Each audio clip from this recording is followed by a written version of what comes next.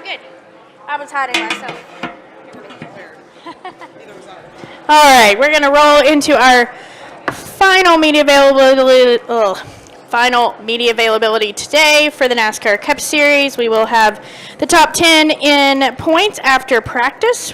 We've now been joined by Kyle Busch, driver of number 18 Toyota for Joe Gibbs Racing. Kyle, thanks for joining us. We will start with questions for Kyle. If you have one, raise your hand. We'll get to as many as we can, and we'll start with Mark. Thank you. Mark Arrow, PRN. Kyle, two-parter on last night. First off, how was it like to be on a big screen and watching everything play out? And two, people cheering for you in the theater.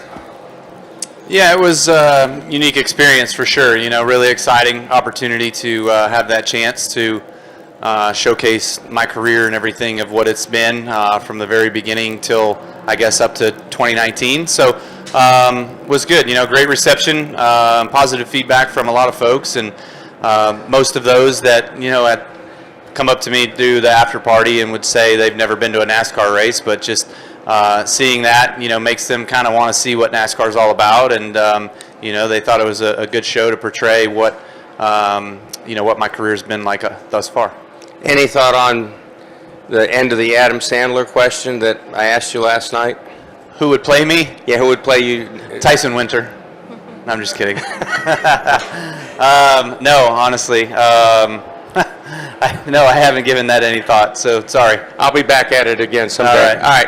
And my other question is, you're sort of creeped up the standings and the points. You're within striking distance, number one. How important would it be for you to win a regular season championship? Yeah, I think that would be important. I mean, obviously the bonus points that come along with it is the number one priority there. So you want to win races, you want to get those bonus points, you want to win stages, get those bonus points, all of that to just allow yourself an easier time, let's say, through the playoffs. So, you know, having that goal right there, you know, we've got to be careful with it because you can't overextend yourself trying to race for a win, Gateway, and get yourself crashed out in and not get points. You know, we're so close with it. You know, I feel like you look back at Coda, big missed opportunity, running third on the last lap, finishing 33rd. You know, Sonoma, we just all completely missed it, but running horrible, not getting very many points on that day. So, you know, there's some definitely more opportunities than that too that we've thrown away that I wish we had back, and we'd be either the leader or much closer. All right, we're going to go to Bob, and then Chris, and then we'll make our way in the back. Go ahead, Bob. Bob Pockers, Fox Sports. How would you assess the Martinsville test earlier this week, and do you feel like any progress was made as far as the ability to pass on that track? So the Bristol dirt aero kit, let's call it, the bottom pan area, I felt like was a net positive. We were able to get into a traffic setting situation where we started a race and we kind of run around each other a little bit. The 2-car was a little better than us at that point, so he was able to get by me, but when I could follow him, I followed, like he was on my bumper following me, I got on his bumper following him. He drove away just due to the fact that he was a little bit better than us at that point in the test, but I felt like that was a net positive. I don't feel like any of the tires were any better.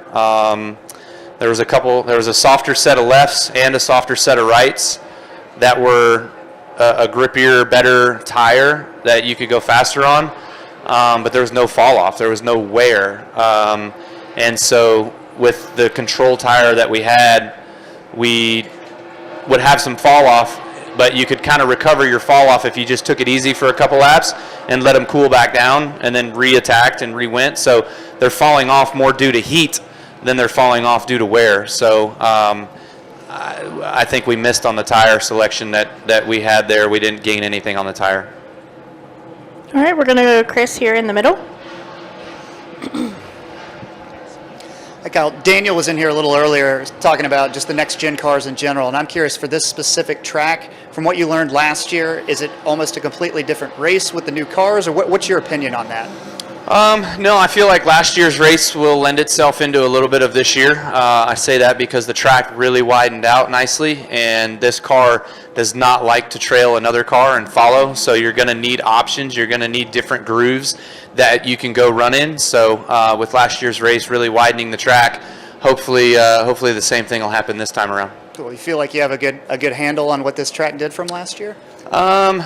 Yes and no. With this car, with the mile and a half that we've been to this year, the Gibbs guys, us, we've been fast. We've shown good speed, but at some of the flatter, shorter track, we haven't shown great speed. I would say, besides Gateway was a good offsetter for us. So it just kind of depends on what this place ends up racing like, a mile and a half or a short track. So we'll find out here about an hour. The last question is: we saw the reception here last year for the first time back at this speedway. Do you expect a similar reception this year from everyone? As far as the crowd count, I would hope so. I would like to think that having a race in a market once per year is the opportune time for people to come out and enjoy a race and have a great weekend. The campgrounds, from what I saw driving in, look decent. So I would like to think that they all turn out, and if they do, that's great. I think that goes to just prove the point that many of these places only need one date, that they can make it successful off of that. All right. Our next question will go Peter, Nate, and Lee. Go ahead, Peter. Peter Trotter, TSJ Sports. Kyle, with Nashville being your 100th Xfinity win last year, how closely do you follow Xfinity now that you're no longer in it, and do you miss it at all? I follow it zero. No idea what's going on there. Besides Ty Gibbs, I guess. That's it. So. And then with M&M's leaving next year, how special was it to have them on board for the 100th win? Yeah, it was a great opportunity for them to just kind of help me finish out my Xfinity Series career with, with being able to get that 100th win. And then it was really funny that we were able to go for that little bit extra of getting the 102nd win at Atlanta in the extra gum car. So, that was pretty cool. That they played into the words a little bit on that one. So it was fun. Enjoyed having them on board for, I think it was last year and the year before, a few races. So it's good. All right. Nate, go ahead. Nate Ryan, NBC Sports. Hey, Kyle, go back to Sonoma. You said everybody just kind of missed it. How did Gibbs miss it, or Toyota just miss it in general? And was that a surprise, given how well you were just saying you guys ran well at COTA, but seemed to take a step back? Yeah, we struggled at COTA as well, too, to be honest, with raw speed and being able to be good there. In the early stage of the race, I think we were running 8th. We were fading. I got spun out by Chase Elliott while running 12th. You know what I mean? So we weren't great at COTA either, but we were able to get through some of the restarts and get positions on guys to get ourselves up front. Christopher, I think, was 3rd or 4th. I was right with him on the last lap there. And so, felt like with everything that kind of ensued on the last lap, we would have had a shot to run in the top 2 or 3. For sure, but I would say both road course events so far this year were not our strong suit, and why we missed it, I don't know. If I could answer that, we wouldn't struggle. We wouldn't have been bad. But talking to Martin Truex, who tested for us at the Glen, certainly not looking forward to going to the Glen either. They weren't very fast there. Is it just kind of a function of the new car that Toyotas ran really well? It seemed like at Kansas, Charlotte, Gateway, and then just fall flat on your face at Sonoma. We've seen it Penske was terrible at Dover, and then they won Darlington. Is that just kind of the way this new car is? It's just having that impact of up and down? A little bit, yeah. I would argue, too, that, the Penske guys weren't great at Kansas. But like you said, they've been super strong at the flatter tracks. They're really fast at Martinsville, Phoenix. They've been good. They were good at Gateway as well, too. They qualified really strong. So there are packages, it seems, that these teams or organizations kind of have that they're good at these particular tracks. And so I think as we all continue to learn and grow, like the good teams will be the good teams everywhere. But, it is kind of patchy right now with just getting an understanding built around this car. Okay, Peter, or Lee, go ahead. I can tell how excited you are talking about road courses, but I'm going to ask about next week's Road America race, and how hard is it to recover if you miss a corner on one of the turns at Road America? The big straightaway corners, it's important, yeah. Like, missing turn 3, I think it's called, and then going down the long back there, that's important. That's a big deal. Obviously, the last corner, I think it's 13 or 14 coming up the long front straightaway. So those can be detrimental to lap time for sure, because you're just losing time by the distance in which it takes to get up to speed. So you really want to be strong on those turns. So, and then we go back to Atlanta and, putting together a notebook on this new car. I mean, that's the first place you're finally going to have anything to look back on. Do you expect to improve on your performance once you get there? I felt like we were one of the stronger cars there earlier this year. We just didn't get to showcase it. We got up behind Austin Dillon early in the race. He got loose and spun out, and we wrecked. So, we had a little bit of an issue there at the start of the race, just being too loose balance-wise, but I felt like we would have been able to work on that as the day progressed and gotten better with it. So, a couple of our teammates were up there towards the end of the race. Christopher got penalized for finishing second. I think Bubba was up real tight, real close, had a shot for the win, crashed on the last lap. So, it's a speedway race. It's going to happen, but you'd like to be in position at least all the way to the end. Thank you. All right, Jordan, go ahead. Jordan Bianchi, The Athletic. You talk about patchiness of not, inconsistency being good here, wherever. With the playoffs, do you try to focus in on a certain type of track right now? Like, you look at Phoenix, that's the championship. Martinsville's the second to last race, and say, hey, we need flat tracks or where we need to be good at, or is it just let's try to get good everywhere? Well, yeah, anywhere there's an opportunity to test, you want to work on your car, make it better, right? So, I got selected to do Martinsville. Hopefully we learned something, got a little bit better. I felt like the first day we were a little behind the 2-car. The second day we were equal to the 2-car, which is a positive. I felt like we made gains there.